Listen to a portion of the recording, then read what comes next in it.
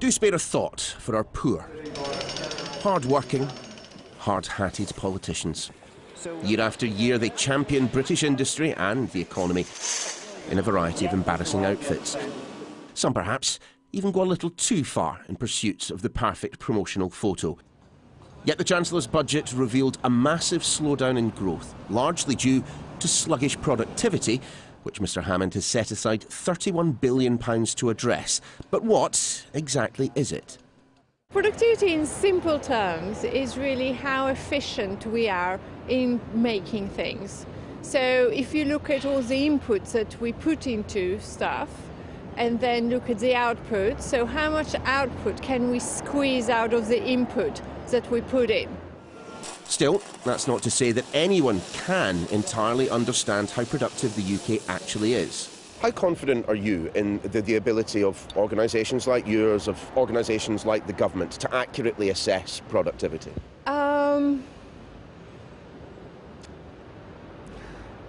It's a good question.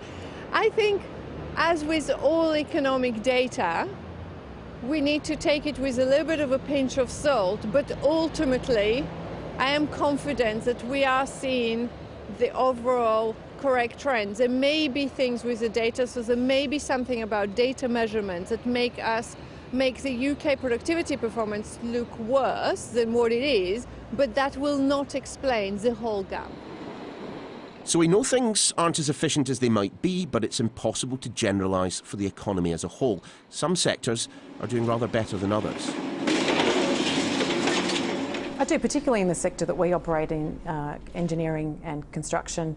We know that we are lagging well behind the productivity levels of retail, of manufacturing, which would surprise a lot of people actually. So we know that in order for us to be able to meet the demands of this very ambitious $425 billion pipeline of UK infrastructure projects, we drastically need to improve the productivity of our sector in particular, I think. So, explain to me what I'm about to do here. So basically this is the headset that is going to act like a door for you to enter the virtual world. Cue the section in which the presenter looks like a pillock. I'm starting to feel slightly worried about this. No worries. This is super cool. Oh, it is a bit. Virtual reality is just one of the ways in which construction is seeking to streamline and become more efficient, creating interactive models of the structures before even breaking ground. Immersive technology is helping local communities and infrastructure companies understand the design and impact of new projects, as well as making me feel like a kid at Christmas. It's a big part of our business strategy at the moment. We have invested heavily in digital. We know that we need to be fit for the future in terms of all of our workforce being empowered and enabled to meet that challenge. We've seen so much change in terms of the projects that we deliver. Gone are the days where we turn up to a public exhibition process for, say, a highways project and everyone pores over old-fashioned sort of drawings. But what works for one doesn't necessarily work for another. High tech certainly doesn't always mean greater efficiencies.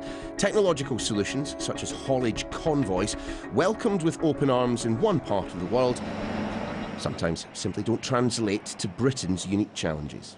Linking 3 vehicles together with Wi-Fi, I can't get my TV to link to my phone at home, let alone link 3 trucks together.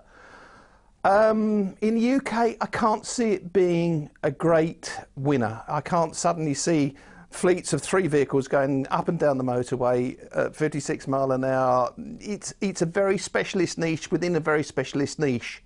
And I can't see it really taking off in the UK.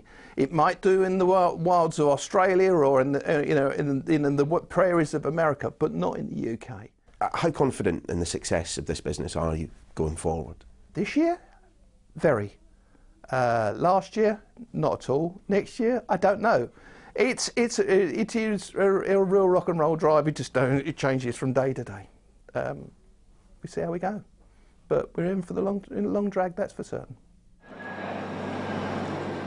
In haulage, with its high costs and low margins, the workforce is central to success, and it's the shortage of 40,000 drivers across the sector that's limiting their growth.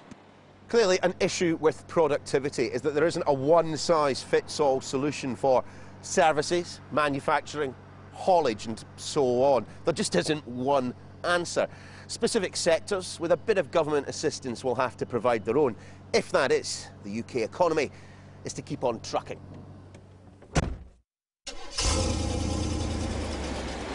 That's a 10-4, good buddy. Now, remind me, is it right foot brake or left foot? We just need to keep fingers crossed that those at the wheel know what they're doing.